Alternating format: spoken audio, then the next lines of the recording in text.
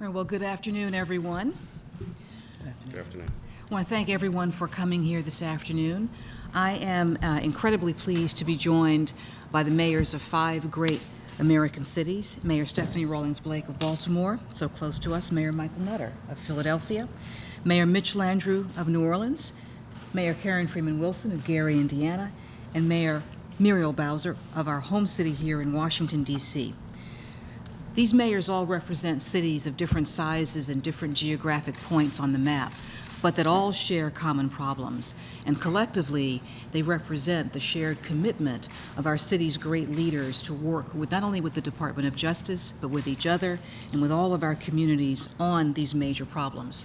This group in particular, but also the U.S. Conference of Mayors as a whole, has been a source of critical support and wise counsel and steadfast partnership, not just to me personally, but to the department as a whole, through the many organizations and entities of the department that interact with our mayors on an almost daily basis. We greatly appreciate their support, their guidance, their wisdom over the years.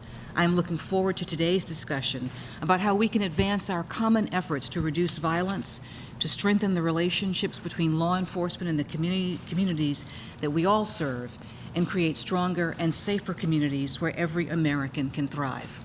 Now, I think as we all know, this work is urgent, it is the issue of the day, and it simply cannot wait. We've all seen the consequences when trust breaks down between law enforcement and the citizens who look up to all of us for guidance. We've also seen painful examples of the dangers that our brave law enforcement officers face every day. But what I have seen as I've traveled this nation and talked to my friends and colleagues here and in other mayors' offices across this country is how hard work and productive partnerships can in fact lead to real and important progress. The Department of Justice is proud to sponsor programs like our National Initiative for Building Community Trust and Justice. We're working with local stakeholders to enhance procedural justice, to reduce bias, and to encourage reconciliation. And when I say we're working with local stakeholders, that is a key part of all of our efforts at strengthening our communities. And that is indeed why these mayors are all here today. Through the recommendations of the President's 21st Century Policing Task Force, which benefited extensively from recommendations made by a group of these mayors here today and others, we're taking innovative new approaches to criminal justice and community policing. And in September, we launched the expansion of the department's Violence Reduction Network, which makes a wide range of Justice Department tools and resources available to municipal authorities. And we continue to stand with our partners at the state and local level to offer training, technical assistance, and funding through our Office of Justice Programs, our Office of Community-Oriented Policing Services, which you all know as COPS, which has for years enjoyed a very close and productive relationship with the U.S. Conference of Mayors.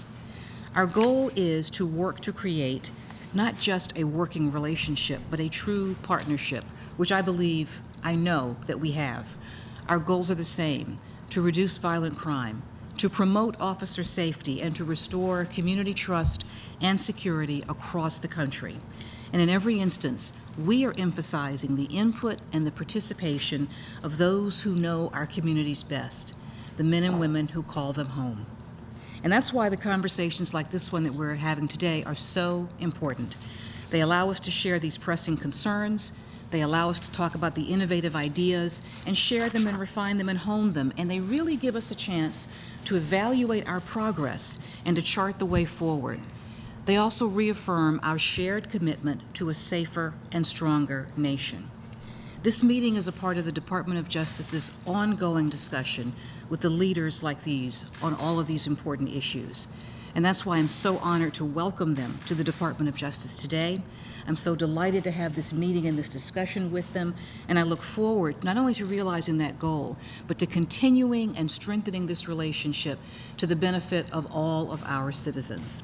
And I'm extremely delighted to turn the microphone over to the Honorable Stephanie Rawlings Blake, here on behalf of the National Conference of Mayors from the great city of Baltimore. Thank you very much, Attorney General Lynch, for the kind introduction and for making time to meet with the leaders of the U.S. Conference of Mayors. And I want to take a second to thank you for what you have done and what you are doing for the city of Baltimore and for cities across this nation. We are here today to discuss several issues of concern for mayors across the nation as a whole, and I know that we've already done the introductions.